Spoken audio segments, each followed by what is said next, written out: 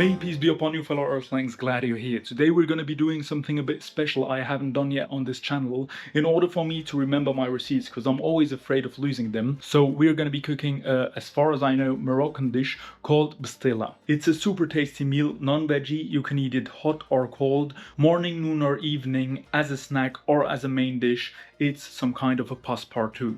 I'm not going to say more. Stay tuned, subscribe if you like the content, and let's get into it. A bit of salt. So for the ingredients, don't be shocked, I'm going to be cooking for many people, but you can kind of divide everything by two. I'm still going to say what you would need. To make this super tasty food, we will be needing 1 tablespoon of Smen, in that case ghee.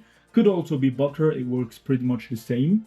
A bit of parsley, 6 onions, 5 eggs, always with free running chickens, pepper, ginger, salt, saffron, some almond cut into stripes, or you can do it yourself, and cinnamon and powdered sugar.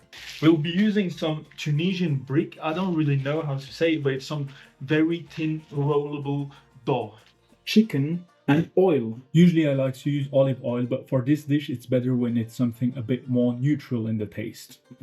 Let's move on. Stage 1 for those with long hair. Even when making Moroccan food, you may want to tie them up. After having washed the parsley, you want to cut it down. For this, I like to use the life hack 101. Let me show that to you, in case you didn't know it. Put it into a cup, like that. Take scissors, our friend. Cutting it down as small as possible. That's smaller than I could ever have gotten. It already releases its greeny smell.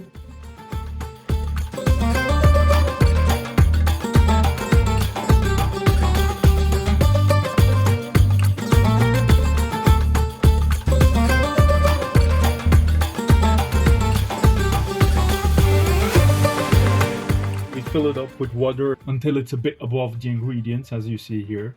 And then once it cooks a bit, we cover it up and leave it for 20 minutes.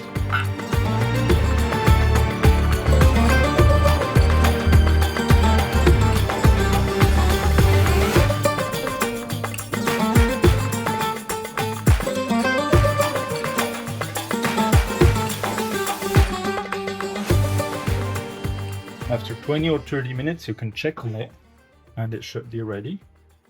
To test it, we can like stab a little chicken, I don't know the word, and see if it's well done. Like that, it's amazing. For the next stage, we take out everything that's solid in here, so the onions, the meat, and we put it over into another recipient until it's all separated, mainly the meat. If there are a bit of onions, it's not a problem. Now we have a little bit much of leftover liquid, so we are gonna take a bit out in case we need it later, like that. It's better if you take out a bit more, because you can always put more of it back into it. So now we're gonna put the eggs in here.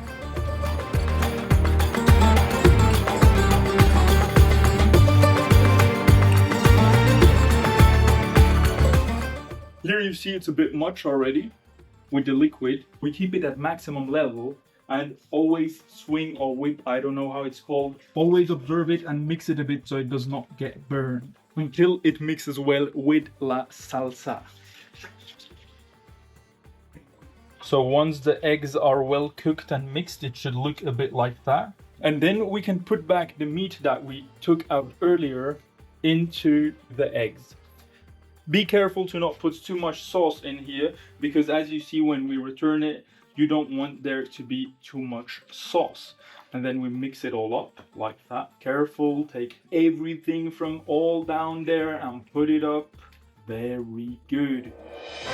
And it should be looking like that. You see the almonds are a little brown, as they should. Now we take all of these nuts together and we put them into a little blanket like that. Here they're well united.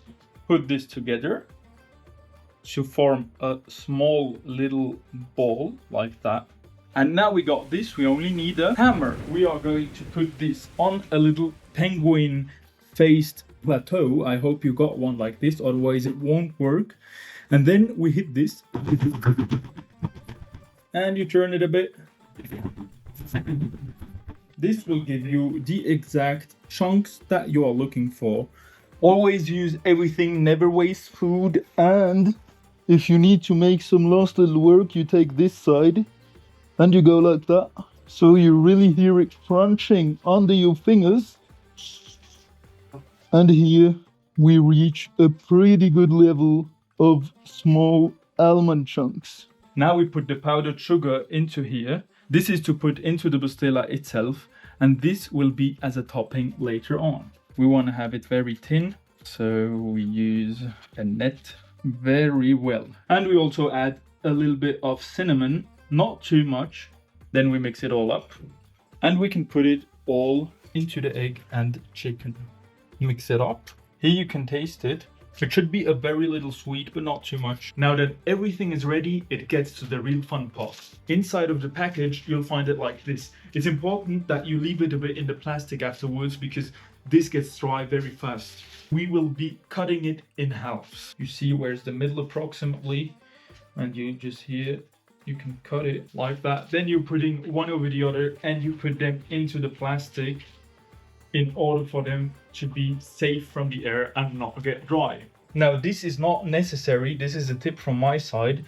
I really like to squash the meat in order to have like some pulled chicken.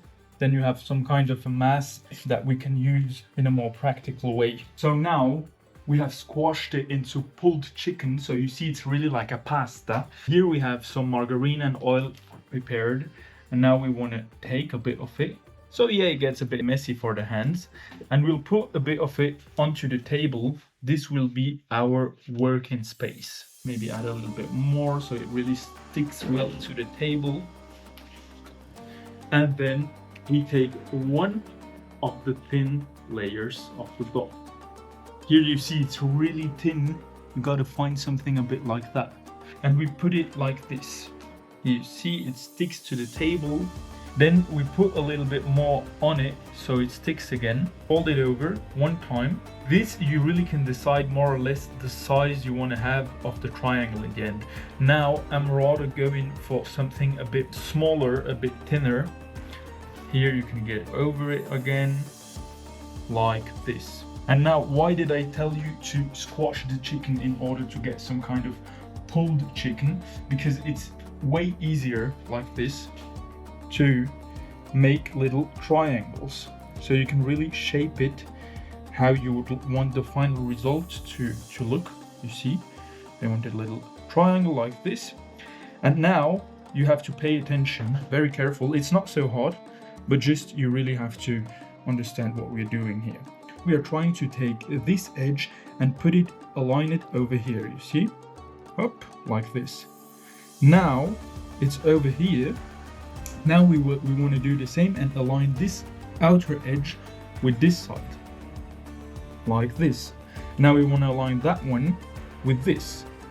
And here you have a perfect little triangle like samosa, and you have this opening like this, and you can like enter it here. If you want, you can put a little bit of oil here again to make it stick, but usually it sticks pretty well. And we put it over here. And then the work starts, and we can just go on making a lot of these little triangles. While you are folding the pastilla, it's important that you preheat the oven on 200 degrees.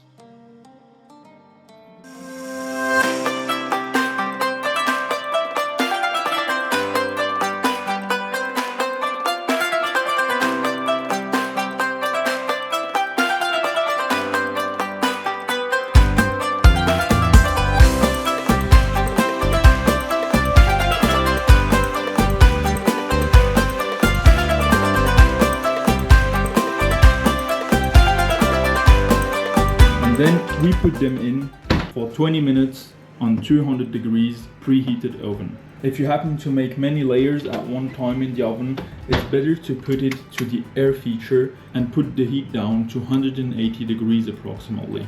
After 10 minutes, you should switch the two stages in order for both to get cooked at the same time. Once you take them out of the oven, it's important that you place them on something a little bit high where air can get under it in order for it to get like this rather, and not to get like too wet. Well, I don't have like a bad example, but it's wet when you take it out of the oven. So now that we are done, we can add some powdered sugar over it, a little bit like that. Let it snow, let it snow, let it snow. And then we put a little bit of the almonds. It's normal that they do not stick on it. It's not very important. And a little bit of cinnamon. It's also a possibility to mix it all up here and then put it at the same time, but I prefer to do it that way.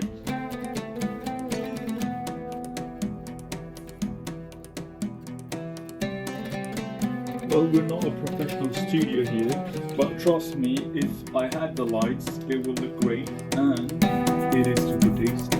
Yum, yum.